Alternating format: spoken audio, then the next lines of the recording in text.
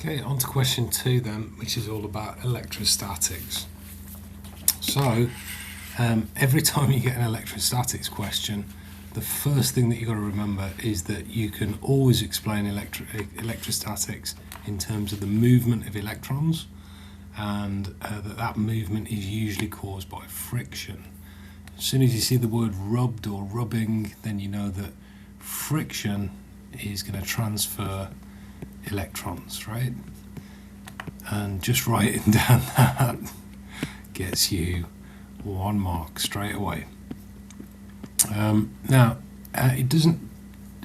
it's not obvious from the question whether electrons are going from the sponge, are they getting transferred from the sponge to the car? Are the electrons going that way? In which case the sponge will end up positively charged and the car will end up negatively charged, or are they going the other way? Are they going from the car to the sponge, in which case the sponge will end up negatively charged? That doesn't matter for this question. Okay, so you just need to, as long as you're talking about the movement of electrons and that friction is causing that movement, then that would get you 1 mark straight away. Now, then we need to look at plastic parts, right? So when you rub a cloth on plastic parts, then you get a build-up of charge. Okay, so it becomes charged. Why is that? Because if you've got an insulator, then the electrons, hold on, let me draw my electrons as little minus signs. That'll make it a bit faster. There we go. So the electrons will build up on the surface of the insulator, and then importantly, they won't really be able to move anywhere. Why? Because it's an insulator. Okay, so they're just going to stay on the surface. They'll stay on the surface of the insulator. So identifying that plastic is an insulator is an important part of the answer. And likewise, metal's a conductor. So you're still going to get electrons that get knocked off the. Let's say that the electrons are travelling from the pad onto the car body. Look, here's lots of electrons, but the difference is, okay, that the metal parts of the car are earthed. So as soon as those electrons end up on the metal, then they're going to flow down to the earth. Okay, and that's going to mean that there's no build-up of charge. Okay, so you still get transfer of electrons when rubbing, okay, but now the electrons are all going to flow path of least resistance down to ground or earth. Right, that was part A. Part B. So now it's held near.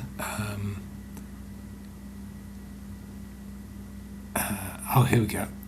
So it stores 5 millijoules of energy. So I'm going to write that down. Of course, it's in millijoules, so I've got to remember that a milli is 10 to the minus 3 of a joule. And I know that the voltage is 6,000 volts, and it's asking me to calculate the charge. So Q, that's what I'm looking for. Okay, and if you're not sure what the formula is, all you got to do is look it up in the data booklet. Okay, and we'll find out that E equals V times Q. And when we rearrange that, we're going to get Q equals E over V. Do the substitution, 5 times 10 to the minus 3 divided by 6,000. It gets us 8.3 times by 10 to the minus 7 coulombs. Okay, and it's absolutely fine to leave your answer in standard form. In fact, it's preferable to do that. As soon as you start trying to write it out in full, it gets very difficult to know how many zeros you've got to do. Let's see if I got that right. 1, 2, 3, 4, 5, 6, 7. Yes, I did get that right, but it's quite easy to make a mistake. So standard form, definitely preferable there. Okay, and then we've got a small spark between the sponge and the metal post, demonstrates that it's charged. Okay, so you've got to talk about a different experiment that could demonstrate that the sponge pad is charged. So you can't talk about making sparks because they've already given you that as the example, right? So you've got to talk about a different experiment, okay?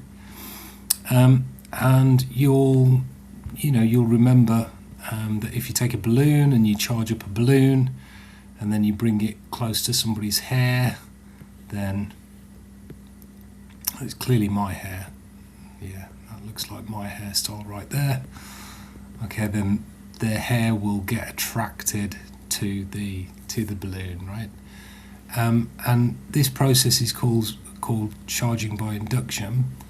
It's when we bring something that's highly charged, like a balloon, okay, close to something that is an insulator, that is uncharged, like somebody's hair.